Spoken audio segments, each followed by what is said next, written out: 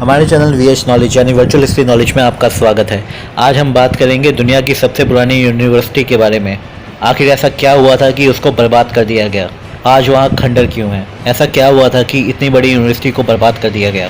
आज का वीडियो शुरू करने से पहले मैं आपसे कहना चाहता हूँ कि हमारे चैनल को लाइक, शेयर और सब्सक्राइब करना ना भूलें। साथ ही बेल आइकन को दबाना ना भूलें, जिससे आपको हमारी आने वाली नई वीडियोज़ की जानकारी मिलती रहे।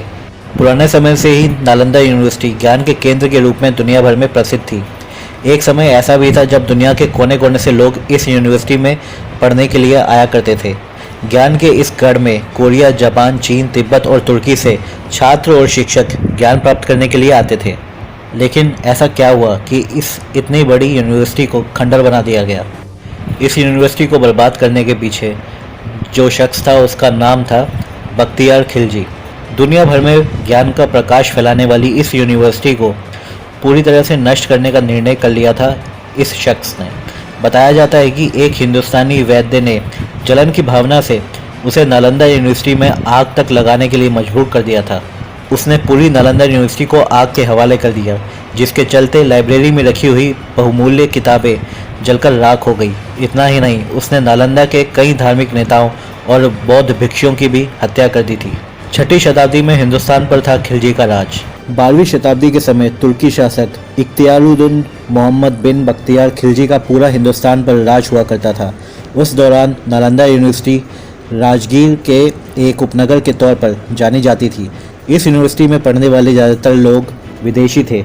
उस समय यहाँ 10,000 छात्र पढ़ाई करते थे और 2,000 शिक्षक उन्हें पढ़ाते थे।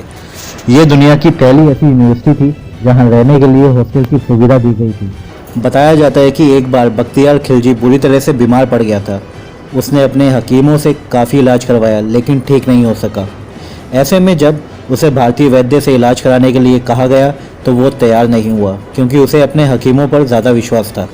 कई हकीमों से सलाह करने के बाद आखिरकार खिलजी नालंदा यूनिवर्सिटी के आयुर्वेद शाखा के प्रधान राहुल श्रीमद से इलाज करवाने के लिए तैयार हो गया।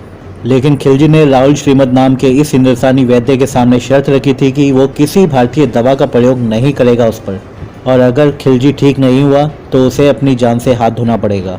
खिलजी की ये बातें सुनकर राहुल श्रीमद ने कुछ सोच विचार किया, इस शर्त को मान लिया।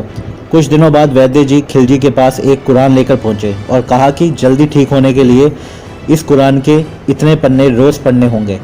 इलाज कराने के बाद वैद्य से जलने लगा था खिलजी। बताया जाता है कि वैद्य राहुल श्रीमद ने कुरान के कुछ पन्नों पर एक दवा का लेप लगा दिया था।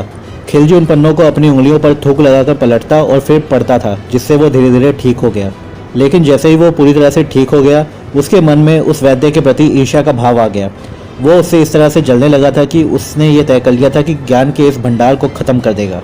नालंदा यूनिवर्सिटी के आयुर्वेद शाखा के प्रमुख वैद्य राहुल श्रीमद से जलन की भावना ने उसे नालंदा यूनिवर्सिटी को जलाने पर मजबूर कर दिया था।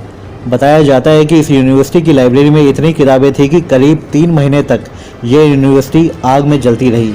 इसके साथ ही हज़ारों धार्मिक नेताओं और बौद्ध भिक्षुओं की भी हत्या करवा दी गई थी। खिलजी की इस जलन की भावना ने विश्व प्रसिद्ध नालंदा यूनिवर्सिटी के अस्तित्व को ही तहस नहस कर दिया था।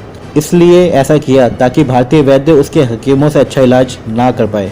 आपको हमारा आज का वीडियो कैसा लगा हमें कमेंट करके ज़रूर बताएं, और जिन्होंने अभी तक हमारे चैनल को सब्सक्राइब नहीं किया है प्लीज़ हमारे चैनल को लाइक, शेयर और सब्सक्राइब करना ना भूलें। साथ ही बेल आइकन को दबाना ना भूलें, जिससे आपको हमारी आने वाली वीडियोज़ की जानकारी मिलती रहे।